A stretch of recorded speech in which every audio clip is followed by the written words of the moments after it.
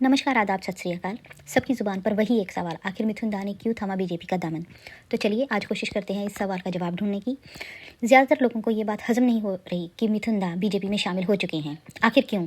जब social media में controversy हुई तो असलियत सामने आ गई। जी हाँ, रियल लाइफ और रील लाइफ में ज़मीन आसमान का फ़र्क होता है।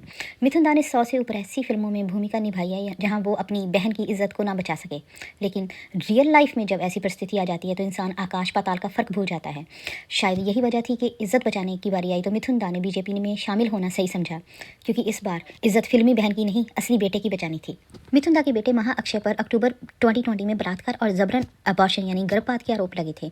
पीड़ित महिला ने कहा कि 2015 से उनके संबंध थे और इस दौरान वो प्रेग्नेंट भी हुई थी, लेकिन महा अक्षय ने जबरन उनका अबॉर्शन भी करवाया था। ओशीवाड़ा पुलिस स्टेशन में मिथुन दा के बेटे और पत्नी पर बलात्कार और अबॉर्शन के अलावा धमकी देने, धोखाधड़ी करने और जहर या किसी और तरीके से चोट पहुंचाने का केस दर्ज हुआ था।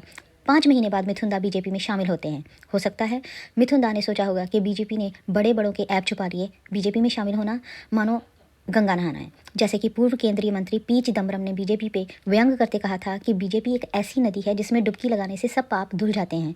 बीजेपी में शामिल लोग पाप मुक्त हो जाते हैं। क्या मिथुन दा इसीलिए तो नहीं इस नदी में डुबकी लगाने निकल पड़े? अब अंजाम क्या होगा ये तो वक्त ही बताएगा।